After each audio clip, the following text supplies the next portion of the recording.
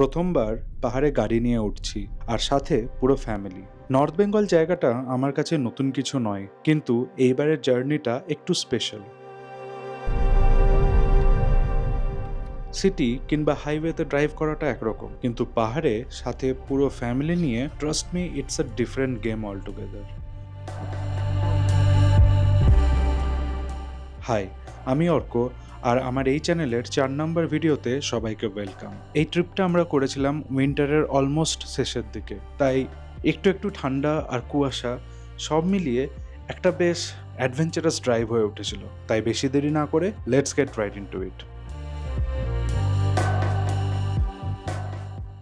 বেরোনোর প্ল্যান ছিল সকাল 5টা, কিন্তু বাজে এখন সকাল 6টা। Today we'll have to drive for 9 hours 46 minutes. Har Har Mahadev. আমাদের জার্নি যেন ঠিক থাকে ভগবান, আর সবকিছু যেন স্মুথলি হয়। Let's go. ঠিক আছে। সকালবেলাকার এই ফগ সিচুয়েশনটা খুব সিনেম্যাটিক লাগলেও ইন রিয়েলিটি এটা খুব ডেঞ্জারাস। স্পেশালি যখন হাইওয়েতে এরকম ফগ জমে যায়, তখন একটা সেফটি হ্যাজার্ডও তৈরি হয়ে যায় বটে। আর সেই জন্যই আমরা জেনে বুঝে একটু লেট শুরু করেছিলাম। তবে যাই হোক, আমরা কোনো রকমে হাইওয়েতে ফগ টগ সরিয়ে কন্টিনিউ করতে থাকলাম টুয়ার্ডস ফারাক্কা। জঙ্গিপুর, অমরপুর। বহরমপুর থেকে ফারাক্কার দূরত্ব হলো কিছু 90 কিলোমিটার। আর আমি এই রুটে এতবার যাতায়াত করেছি তার কোনো কাউন্ট নেই। কিন্তু সেদিন কি হয়েছিল জানি না, ফারাক্কা ব্রিজ আসার প্রায় 10-15 কিলোমিটার আগের থেকে প্রচুর জ্যাম লেগেছিল। 40 মিনিট জ্যাম ফারাক্কা ব্রিজে। বাপরে, বাদিকটা দেখো তো। হ্যাঁ,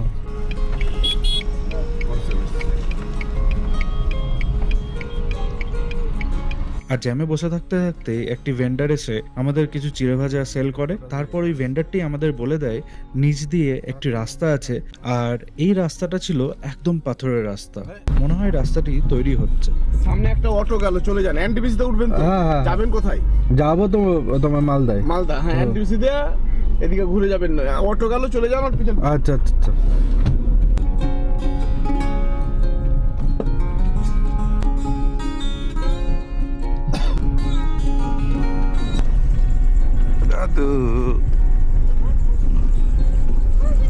কিন্তু এই রাস্তাতে যেটি দেখার মতো বিষয় ছিল সেটা হলো আমাদের তাপবিদ্যুৎ কেন্দ্রের চিমনিগুলো। প্রচুর পরিমাণে ধুয়ো যেটা বাতাসে মিশে যাচ্ছে। দেখতে খুব খারাপ লাগছে ঠিকই, কিন্তু এটাও একটা necessity for our day to day life.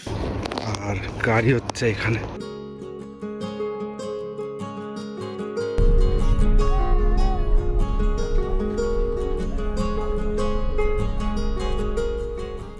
এত পরিমাণ জ্যাম আমি এই ব্রিজে লাইফে প্রথমবার দেখছি। গতি ছিল কচ্ছপের মতো, আর যেহেতু আমার গাড়ির গতি ছিল কম, সেহেতু তেলও পড়ছিল দুর্দান্ত। তাই বুকে পাথর রেখে কোনো রকমে ভিড় ঠেলিয়ে ঠেলিয়ে ফাইনালি আমরা খোলা হাইওয়েতে আমরা আমাদের জার্নি কন্টিনিউ করলাম।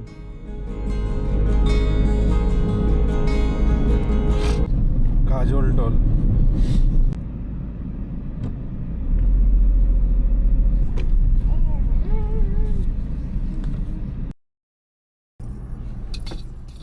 যতবার আমি গাজলের দিকে আসি, Banaphul dhaba is my mandatory stop. আর এখানে আসলে রুটি তরকা তো খেতেই হবে। যাই হোক, সেদিন বড্ড খিদে পেয়েছিল, তাই খাওয়া দাওয়ার কোনো ফুটেজ নিতে পারিনি। ফটাফট ব্রেকফাস্ট কাম লাঞ্চ সেরে আমরা আবার জার্নি শুরু করলাম টুয়ার্ডস নর্থ বেঙ্গল।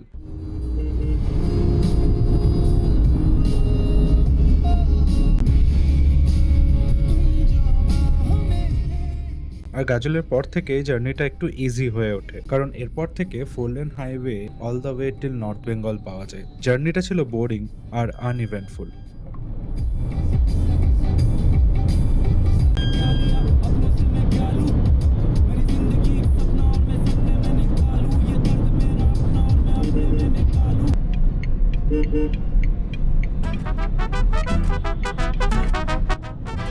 এদিকে রাস্তাগুলো কত ভালো, মানে এত সুন্দর কি গাড়িতেও ঝটকা লাগে না, মাইলেজও বেশি পাওয়া যায়।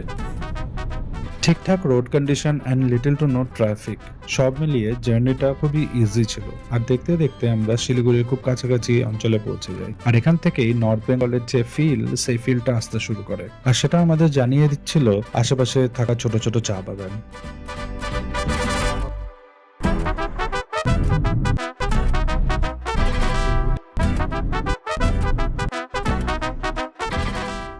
আর ঠিক দেখতে দেখতেই এইভাবে আমরা প্রায় 450 কিলোমিটার ডিস্টেন্স অতিক্রম করে পৌঁছে গেলাম লাটাগুড়ি ফরেস্টের ভেতরে।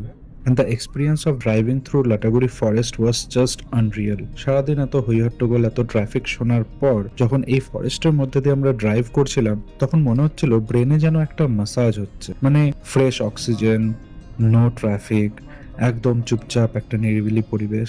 সত্যি কথা বলতে আমরা এগুলোর জন্য ড্রাইভ করে থাকি, আর এখানেই অর্ধেক পয়সা উসুল হয়ে যায়। তবে যাই হোক, আমাদের রেজর্টটা লাটাগুড়ি ফরেস্টের ঠিক মাঝখানেই ছিল। কানে তালা ধরে গেল, গাছে ডিফ্লেক্ট হয়ে যায়, ছাতার মতো সিগন্যাল ঢুকতে পারে না।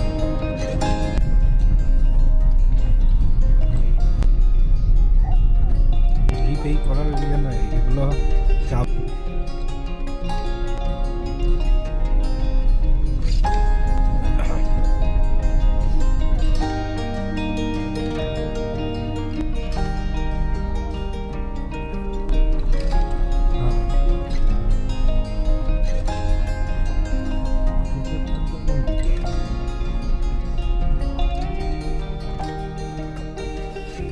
লক করতে হবে। খুলো খুলো।